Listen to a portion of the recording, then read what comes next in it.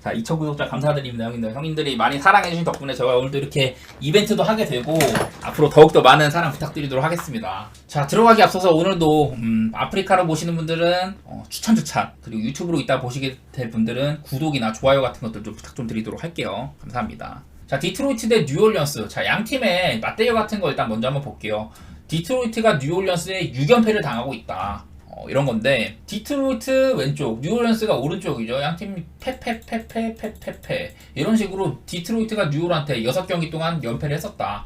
다만 내일 경기는 기준점이 11.5마인이거든요. 근데 최근 이렇게 쭉 보면은 뉴올리언스가 마행을 했던 거는 이때가 유일합니다. 10점 차, 10점 차, 이런 식으로 차이들이 그렇게 많이 안 났었어요. 그래서 내일 일단은 확률상으로는, 그래서 핸디는 사실 조금 어려워 보이기는 해. 뉴올리언스가 디트로이트를 많이 제압은 했지만은 1마인 오프랜 정도로 그렇게 막 쉽게 마인을 해내지는 못했었다, 이런 것들이 보이고.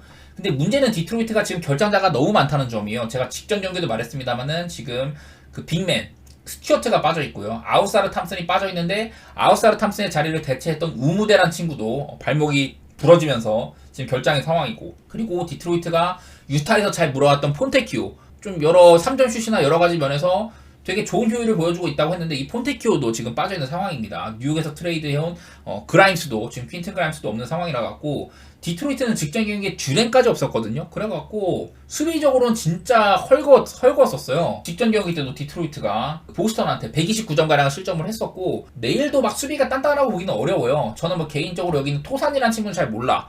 얘가 그 G리그에서 올렸던 친구여가지고 이 친구는 제가 잘 모르겠고, 다른 친구들은 듀렌 말고는 막 수비적으로 뭐가 없는 친구들이에요. 반면에 이제 뉴올리언스는 내 잉그램이 없다. 근데 제가 여러 차례 잉그램이 물론 뉴올리언스의 에이스 롤도 맡고 있고 한 20점가량을 효율적으로 넣어주는 막 약간 듀란트과의 선수다, 이런 얘기도 많이 했지만은, 근데 뉴올리언스는 저는 여기 밑에도 보시다시피 주전이나 벤치나 그렇게 막 큰 차이가 없다, 벤치도 굉장히 단단하다, 이런 얘기도 많이 했었어요.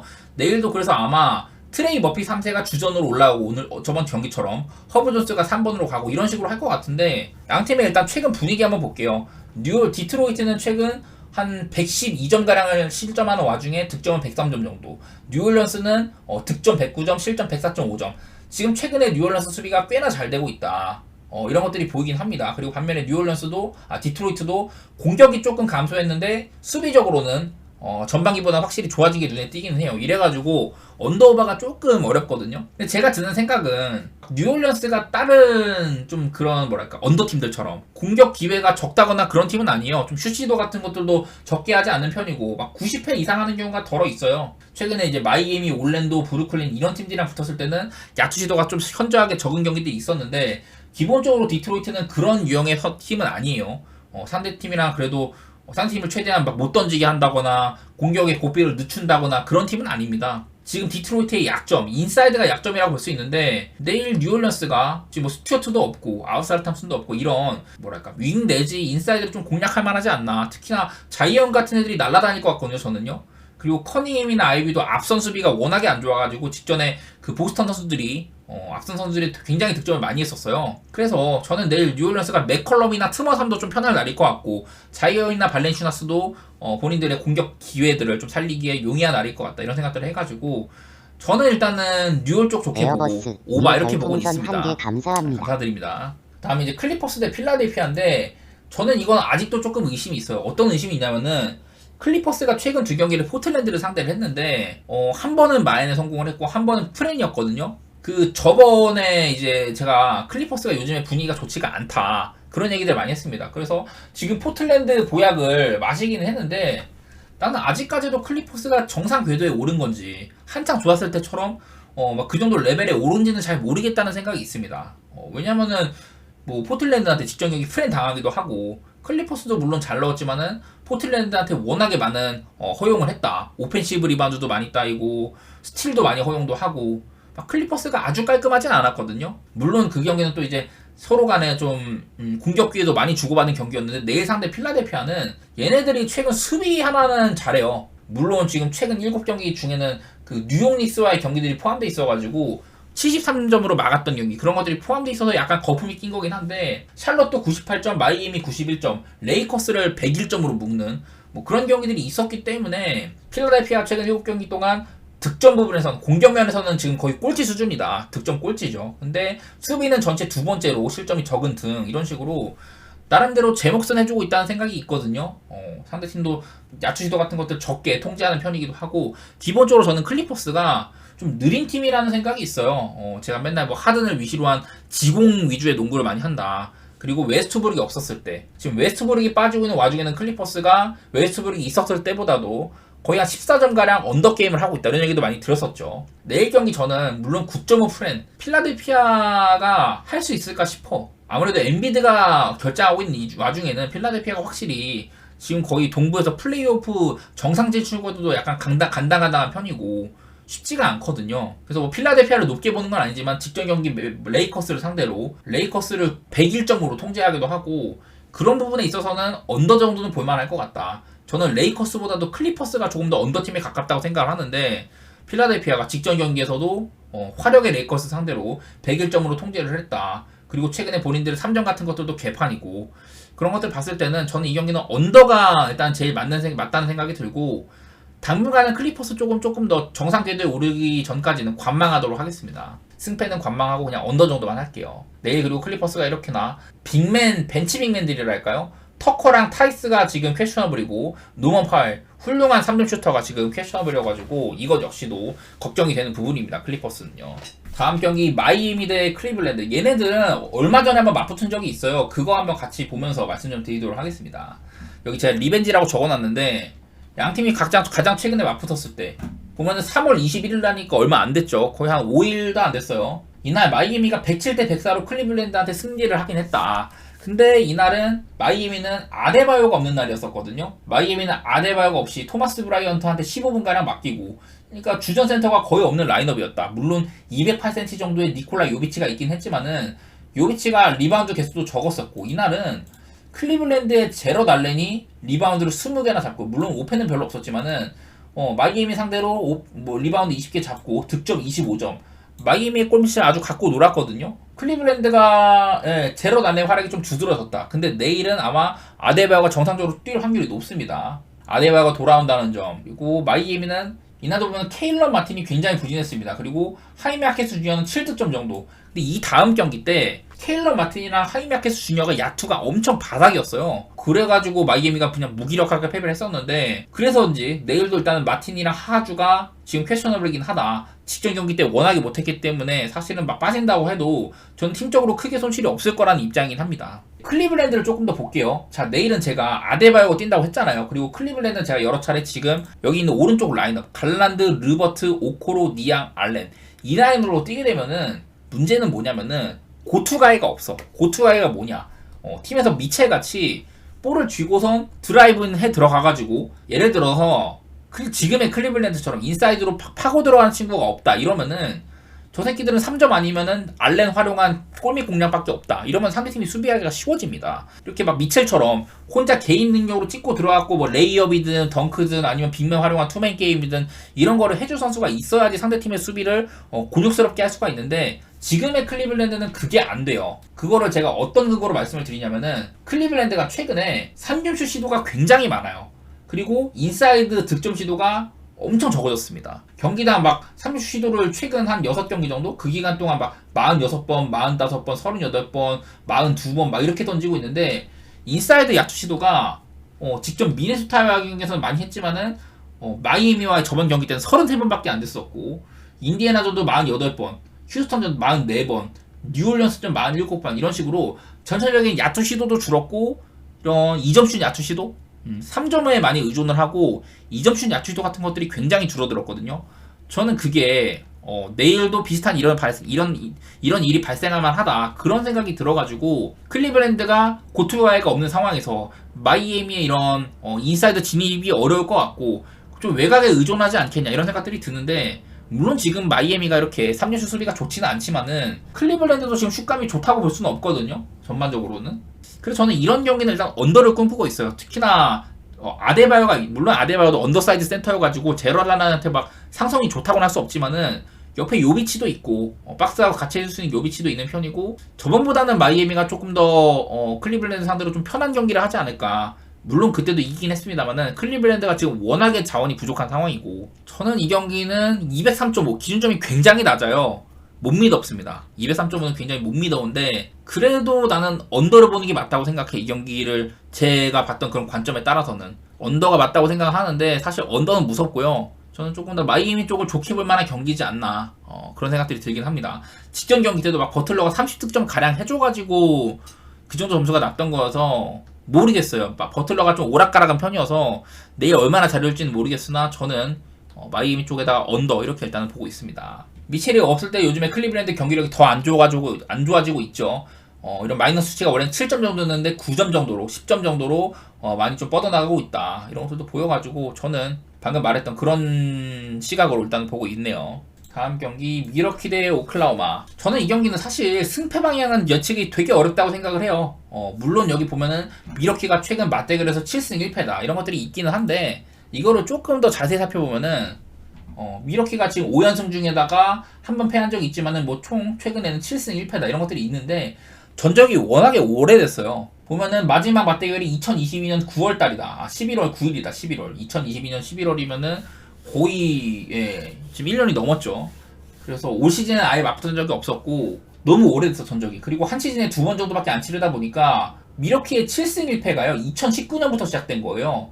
2019년에 오클라호마면은 이미 막 웨스트브룩도 휴스턴으로 떠났고 막 왔다 갔다 하던 그런 시기입니다. 중간에 한번 막 폴조지가 뛰고 막 그런 시절이 있긴 했는데 하여튼 양팀의 맞대결이 굉장히 오래된 전적이다. 그래서 저는 이 7승 1패는 별로 무게추를 안 두려고 해요. 지난 몇 년 동안 오클라호마는 탱킹 팀이었었고 미러키는 쿤보르 위시로 막 우승까지 했던 팀이니까 그래서 양팀의 최근 맞대결은 별로 볼 필요가 없다고 생각합니다. 7승 2패는 조금 무의미하다는 생각이 있고 자 최근 미러키나 오클라호마의 흐름이 어떻냐. 내일 기준점이 231.5잖아요. 요즘에 미러키는 확연하게 전보다는 오바팀의 색깔이 많이 있어요. 특히 수비가 많이 안 되고 있다. 실점 많이 하는 편에다가 득점도 그 전보다 확연히 좋아진 게 눈에 띄죠. 최근에 근데 종종 그 쿤보 같은 애들도 결장하고 했었는데 지금 미들턴도 돌아왔고 릴라드도 나름대로 좀 슛감 좀 찾은 것 같고 쿤보는 뭐 뛰면은 쿤보가 정상적으로 뛴다고 하면은 그래도 못해도 25득점 이상은 기대할만 하잖아요. 포르티스도 가끔 오락가락 하지만은 한 번씩 캐리하는 경기도 있었고 보스턴전처럼. 반면에 오클라호마 여전히 뭐 득점 괜찮습니다. 120점 가까이 득점해주고 있고 야투 효율 괜찮은 편이고요. 수비가 경기당 한 108점 정도 실점을 하고 있다. 기본적으로 저는 미러키나 오클라호마나 요즘의 색깔은 특히 오클라호마는 빠른 템포의 게임을 하는 편이고 야투 시도도 많은 편이고요. 요즘의 미러키가 제가 막 닥 리버스 감독 이후에 미러키가 수비적인 부분이 좋아졌다 이런 것들 많이 얘기는 했지만은 어쨌든 최근 경기들은 이런 식으로 수비가 좋지 않다는 거 후반기에는 썩 좋지 않다는 거 그리고 미러키가 직전 브루클린전도 야투시도가 91회 보스턴전에도 야투시도 84회 피닉스전 94회 뭐 이런 식으로 필라델피아랑 했을 때는 72회로 엄청 적었었는데 어쨌든 야투시도 자체는 적게 하진 않는다. 미러키랑 오클라호마랑 충분히 많이 좀 주고받을 만한 경기라는 생각이 있고요. 양팀이 뭐 수비가 요즘에 아주 한창 좋았을 때만큼은 아니다 이런 것들도 미뤄봤을 때는 양팀이 페이스도 조금 빠른 편에다가 많이 주고받는 경기를 할 가능성이 높다고 생각이 돼요. 231.5 정도는 오바를 보는 게 맞다고 생각이 들고 이런 배경으로는 이 미러키가 원정이었다가 홈으로 오면은 실점은 한 2점가량 줄어들지만 득점이 5점가량 많아진다. 그런 것들도 얘기해볼만 한 것 같고 그리고 오클라호마도 원정으로 가면 득점은 4점가량 줄어들지만 실점이 3점가량 많아진다. 이렇게 해갖고 약간 또이또이 하거든요. 그래서 이런 부분들 때문에 어느 한쪽의 승리를 보긴 좀 어려워.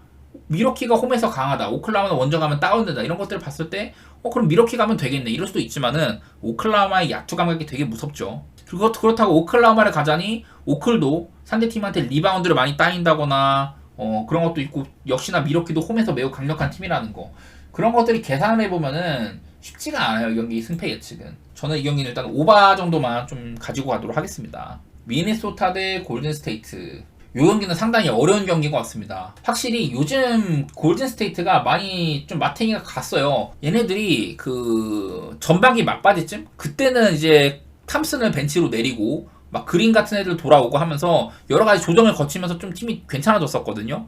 근데 요즘에 커리도 막 부상이 많았었고 위긴스도 팀 이탈했다가 그러면서 요즘에는 어쨌든 풀라인업이긴 해요. 크리스 폴도 돌아왔고 근데 골스가 최근 굉장히 많이 흔들립니다. 득점력도 막 오락가락한 것 같고. 그러니까 이 골스가 지금 어떤 뭐 이런 하자가 없는 상황이에요. 그런 상황인데도 팀이 굉장히 흔들린다는 점. 그게 일단은 가장 의심스럽고, 미네소타는 내일 앤트맨이랑 고베어가 퀘셔블이라는 점이 있다.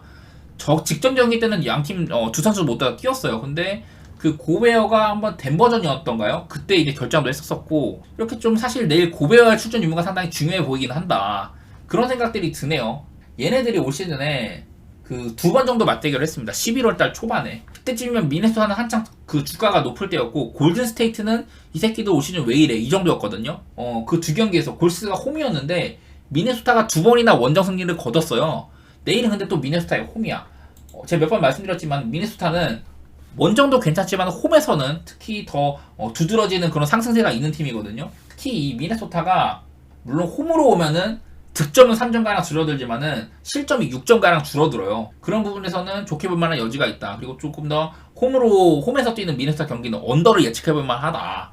뭐 골스는 딱히 홈이랑 원정이랑 큰 차이는 없고, 골스가 최근에 이렇게 뭐 득점 같은 것들 나쁘지 않다, 3점도 꽤나 잘 들어가고 있지 않냐, 이런 것들이 있지만은, 근데 미네소타가 난 요즘에 분위기가 되게 좋게 보거든. 미네소타 최근 5경기 동안 유타 2번, 클리퍼스, 덴버, 클리블랜드 이렇게 상대를 했는데, 상대팀을 일단은 되게 잘 통제를 했었어요. 상대팀의 실점을 한번 덴버한테 115점 가량 실점을 했지만은 다른 경기들 막 91점, 104점, 100점, 100점 이렇게 맞고, 지금의 골스가 물론 얘네는 템포가 빨라가지고 많은 득점이 날 수도 있는데 막 덴버만큼 공격 조립을 잘할 수 있는 팀이 아니거든요. 특히 막 인디애나 같이 이렇게 좀 피지컬적으로 뛰어난 팀들한테 고전하기도 하고, 미네소타는 전반적인 이런 팀들의 선수들의 그 피지컬 레벨이 굉장히 좋은 팀이죠. 그래서 내일 골스가 저는 미네소타 상대로 막 선전할 만한 여건이 별로 없다고 생각을 합니다. 사실 언더는 조금 무섭기는 한데 일단은 저는 언더 쪽으로 생각을 하고 있고요. 그리고 미네소타의 사이드로 일단 보는 게 맞지 않을까, 그런 생각들을 합니다. 그리고 뭐 이런 것들, 요즘에 타운스가 있고 없고는 미네소타한테 그렇게 큰 영향력은 없다. 미네소타가 타운스가 없어지니까 그 득실 마진 같은 게 3.6점가량 줄고 언더 쪽으로 좀 가긴 했습니다만은 나즈 리드가 충분히 공백 잘 메워주고 있죠. 저는 이거 한번 골스가 요즘에 3점도 솔직히 말해서 신통치도 않고, 커리도 솔직히 말해서 좋다고 말씀드리기 어려워요. 탐슨도 직전 경기 매우 부진했었고, 미네소타가 인디애나한테 고전한 거 보니까 이렇게 좀, 아무래도 골스가 나이가 굉장히 많은 팀이잖아요. 지금 보면은 커리나 뭐 그린 이런 애들 말할 것도 없고, 지금 뭐 크리스 폴, 사실 탐슨도 적은 나이도 아니고, 케본 루니 같은 애들도 확실히 좀 많이 떨어졌고요. 피지컬 같은 것들이 여러 가지 면에서 미네소타가 꿀릴 게 없다고 생각을 합니다. 홈이기도 하고요. 그리고 이제 레이커스 대 인디애나, 야, 이 경기는요 기준점이 일단은 241.5거든요 얘네들이 올 시즌 그 맞대결을 한번 한 적이 있었죠. 2023년 12월 10일 그 인시즌 토너먼트 결승전이었습니다. 그 경기에서 123대 109로 레이커스가 승리를 했는데, 그때는 진짜 인디애나가 극 오바팀이었을 때야. 경기당 막 250점 우습게 찍고 할 때였는데, 레이커스는 요즘만큼 오바 느낌 없었어요. 그때는 레이커스를 그때 오바팀이라 보긴 힘들었었고, 인디애나의 분위기가 한창 최상이었을 때인데 레이커스가 잡았단 말이죠. 그리고 오늘은 또 레이커스의 홈이다. 레이커스도 홈에서는 괜찮은 편이죠. 홈에서는 27승 12패, 원정 12승 20패니까. 그래서 레이커스가 일단 홈이라는 좀 이점이 있는 것 같고, 특히 레이커스는 홈에서 득점이 3점가량 상승, 실점은 무려 8점가량이 줄어든다. 반대로 뭐 인디애나는 원정 가면 득점이 5점가량 줄어드는 부분이 있습니다. 그리고 요즘에 인디애나 보면은 이 새끼들 오히려 레이커스가 인디애나보다 점수적인 면에서 오바가 많이 납니다. 최근 인디애나 8경기, 물론 상대팀들이 골스, 디트, 클브, 브루클린, 시카고, 오클, 올랜도, 미네소타, 올랜도나 미네소타 이런 언더팀들을 만나고 그런 것들이 있긴 한데, 또 다른 면에서는 막 디트로이트 같이 쉬운 애들도 만나고, 오클 같이 뛰는 팀이나 골스 같은 팀들 만났는데도 대부분의 경기에서 240점을 넣은 적이 시카고와의 경기에서 260점 게임을 하긴 했거든요. 근데 이 경기가 연장까지 갔던 경기도 하고 117점이니까 234점밖에 안 났겠네, 연장 안 갔으면은. 무튼 그런 식으로 인디애나 경기가 요즘에 240점 게임 찾아보기가 굉장히 힘듭니다. 반대로 레이커스 같은 경우는 오히려 얘네가 오바 게임이 많이 나요. 골스랑 한번 그 249점 게임 한 적 한 번 있었고, 애틀랜타랑도 240점이 넘는 게임 한 번 했었고, 미러키랑도 245점 게임, 전부 다 연장은 없었어요. 워싱턴이랑도 134, 130 이런 식으로 오히려 레이커스가 지금 인디애나보다 조금 더 오바팀인데, 내일 인디애나가 가진 장점, 요즘에 인디애나가 3점 같은 거는 썩 좋지가 않은데 상대팀의 이런 리머택을 잘한다. 근데 상성상으로 레이커스에는 앤서니 데이비스라는 우수한 샷블라커 수비수가 있기 때문에 저는 상성상으로 인디애나 레이커스한테 조금 어렵다는 생각이 있습니다.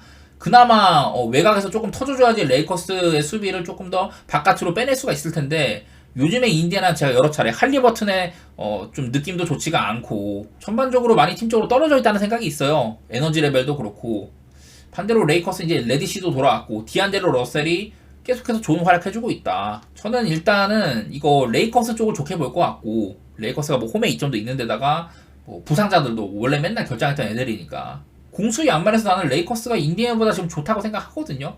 수비는 조금 아니다. 수비는 레이커스가 보시다시피 실점이 되게 많아요. 상대팀한테 보면은 수비 내용 자체는 괜찮은데 템포가 빨라가지고 많은 실점을 하고 있다. 약간 이런 편이어가지고 어떻게 보면 양팀 다 엄청 뛰는 농구를 할 수도 있겠다. 그런 생각이 들긴 하지만은 그래서 언더는 조금 무섭긴 한데 그래도 최근에 인디애나가 특히 언더 성향이 짙다는 점 저는 레이커스 쪽에다가 언더 한번 이렇게 볼만한 경기지 않나 그런 생각들을 해봅니다. 오늘 제가 다룰 첫 경기는 에콰도르 대 이탈리아입니다. 에콰도르 홈이 아니라 지금 뉴저지에서 열리거든요. 미국에 있는 뉴저지에서 열린다. 에콰도르의 수도 키토는 해발고도가 꽤나 높은 편입니다. 에콰도르의 해발고도는 2850m예요. 원정원 팀들이 애먹는 경우가 많이 있는데 그래서 오늘 에콰도르가 홈이길래 이탈리아가 조금 고전할 수도 있겠네 그런 생각을 했는데 하필이면 이 경기는 중립구장 뉴저지에서 펼쳐지는 경기입니다. 그래서 사실 뭐 이탈리아가 자연 환경적인 요소 그런 것들 때문에 어려움을 겪을 가능성은 낮아 보여요. 또 들려온 소식으로는 오늘 이탈리아가 그 에콰도르 상대로 선수 교체를 엄청나게 많이 할 거라고 하더라고요. 이탈리아가 9경기 정도, 9명 정도 선수 변화를 9명가량 줄 걸로 예상이 된다고 한다. 이런 얘기들이 있더라고. 그래서 대충 선발 예상 보니까 오늘 토트넘의 비카리오가 이탈리아 대표팀 데뷔전을 치를 거라고 예상이 되고 수비진도 다르미안이나 만시니가 간만에 올라올 것 같고 벨라노바도 그렇고 조르지뉴랑 바릴라도 오늘 쓸 것 같다. 디마르코는 아마 직전 경기 뛴 걸로 알고 있어요. 그리고 자니올로, 펠레그리니, 라스파도리 최전방도 레테기가 2골이나 넣었는데 오늘 라스파도리를 쓰겠다. 이런 식으로 이탈리아가 변화를 꽤나 많이 줄 거라고 하더라고요. 반대로 에콰도르는 어땠냐. 우리가 아는 에콰도르는 일단 지금 여기 쭉 보니까 이름들이 제가 아는 이름들이 별로 없더라고요. 이게 왜 이런지 좀 봤는데 자 에콰도르가 직전 그 과테말라와의 경기에서는 이런 선수들 나왔어요. 근데 얘네들이 사실상 저는 주전이 별로 없다고 생각을 합니다. 왜냐면 벤치 보면은 우리가 아마 이름들 에스투피냔, 인카피, 카이세도, 프레시아도 이런 애들 다 안 나왔거든요. 플라타라든지 이런 애들. 그래서 오늘 에콰도르가 모르겠어. 얘네들을 쓸지 안 쓸지는 잘 모르겠습니다. 이탈리아 상대로. 저는 만약에 에콰도르가 풀전력이라고 한다면 이탈리아가 꽤나 고전할 수도 있다는 생각이 있거든요. 이번에 에콰도르가 소집 자체도 애들을 많이 하기는 했어요. 얘네들 다 소집된 거니까. 과테말라가 조금 더 처지는 상대이기 때문에 그랬는지는 모르겠으나 오늘 이탈리아 대 에콰도르는 여기에 있는 에콰도르의 이 라인업으로 나올지는 잘 모르겠습니다. 저는 이건 조금 불투명하고 만약에 에콰도르가 이 라인업으로 나온다 그럼 저는 이탈리아 쪽이 그래도 우세하다고는 봐요.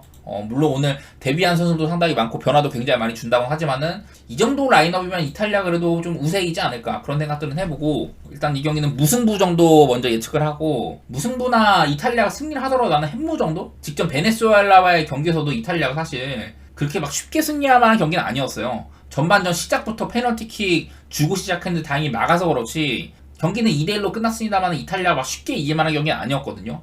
그리고 저는 베네수엘라보다는 에콰도르가 조금이라도 더 나은 팀이라고 생각도 하고 해가지고 오늘 저는 이탈리아 경기는요 무승부 내지 햄무 정도 그렇게 막 낙관적으로 보진 않습니다. 지금 테스트도 많이 하고 있는 중이고 과테말라 대 베네수엘라는 조금 간단해요. 이 과테말라라는 나라에 대해서 잘 모르시는 분들도 계실 텐데 여기는 북중미고 베네수엘라는 남미입니다. 남미 예선은 지금 한창 진행 중인데 보면은 베네수엘라가 지금 4등 정도의 위치를 해 있어요. 사실 여기서 베네수엘라는 월드컵을 거의 나간 적이 없는 팀이고 에콰도르는 종종 월드컵에 진출을 하죠. 그래서 에콰도르는 남미 예선에서 한 6등 정도? 5등, 6등 정도에 위치하는 팀이라고 보고 베네수엘라는 그거보다도 아래입니다. 근데 지금 초반 출발은 좋은 편이에요.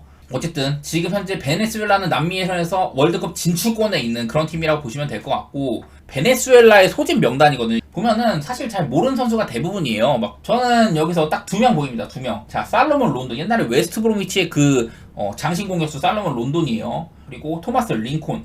옛날에 이제 토리노에서 뛰던 선수인데 유벤투스에서 뛴 적이 있었고요. 지금은 산토스에서 뛰고 있지만 나이가 36살. 론돈은 나이가 34살이에요. 이렇게나 노장 선수들이 여전히 뛰고 있다. 마지막 불꽃을 태우고 있는데 얘네들이 지금도 각각 주장이랑 부주장 이런 식으로 되게 노장들인데 여전히 대표팀의 핵심이라는 거고 다른 선수들은 저도 솔직히 말해서 잘 모르겠어요.